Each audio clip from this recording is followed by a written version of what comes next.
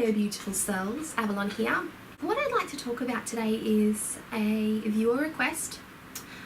Somebody approached me on Facebook to talk to me about songs, singing to the gods, the songs that I use, the drumming, the melodic aspect of my craft.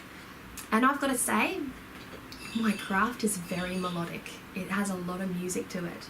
I am not by nature a singer, but I love to sing songs to my spirit, songs to my gods. I love to drum. I love it. I just love it. It's something that I grew up with. I have African drums in my ears at all times.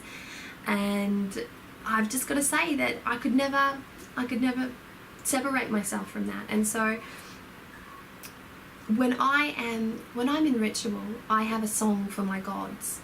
For every one of the goddesses that I work with on my goddess wheel, I have a song. And I created that song myself. It's not something that I'll share. I don't share the songs because that's private poetry, you know.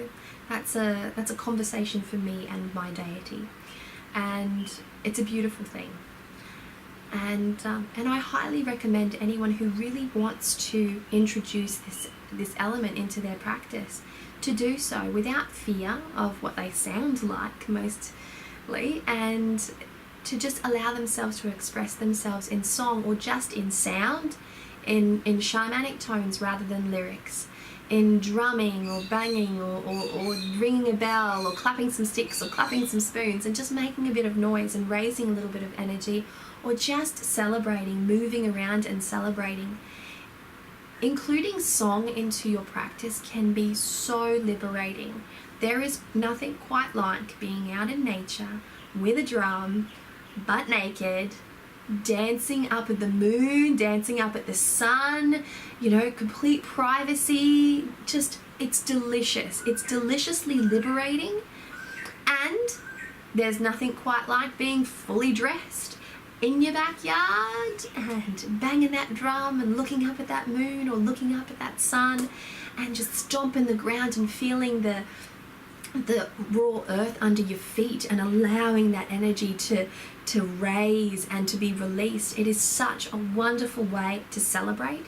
It is such a wonderful way to raise energy. It is such a wonderful way to intone a spell.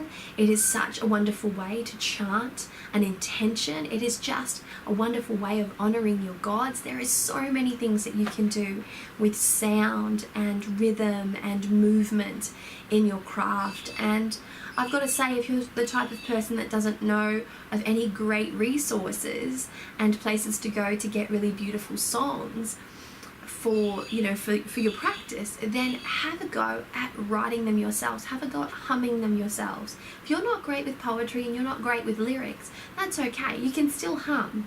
You can still, get into that state where you can channel down a little something from Arwen and just hum your way through it, feel your way through it, intuit your way through the sound.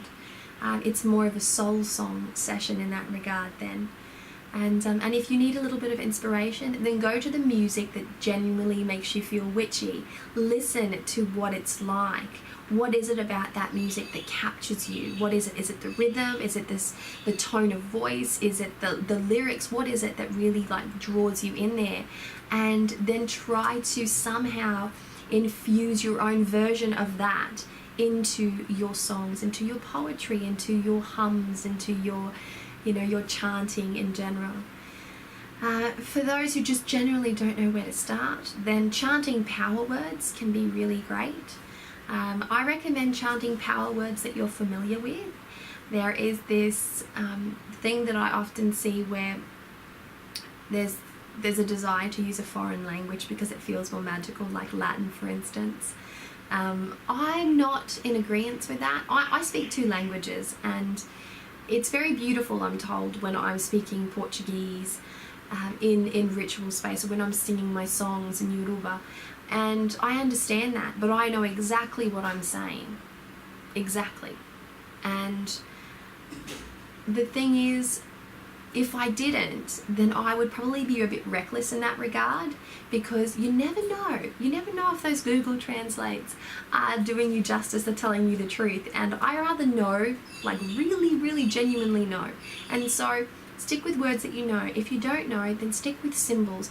There's a beautiful chanting that goes on in the practice of runes. You can intone runes, and you can intone bind runes, and that is phenomenal. If you have ever seen that done, if you've had the experience of sitting in a circle and feeling that intonement of runes with a drum, oh my goodness, it is hair-raisingly amazing, and there's nothing stopping you from doing that. So if you are not a person that is gifted with the most beautiful voice, the voice of a siren, which I certainly am not, my little girl's here, but who likes to include music and who's interested in including music, then start with humming, start with beats, and you can make a beat with just about anything. With an upturned bucket, with a little bucket of yogurt, you can make a beat. My daughter, she likes to drum on those buckets of yogurt. She's really great at making sound, and you don't need all the paraphernalia. You don't need amazing shamanic drums, although my shamanic drum is amazing and I love it. My djembe is also amazing and I love it, but that's necessary to me, and I was not born with these things.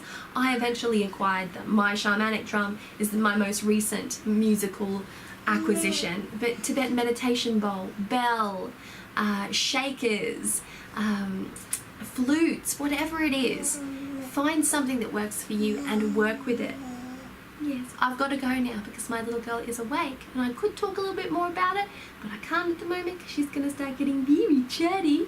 So thanks for sticking with me. Much love, many blessings. Bye.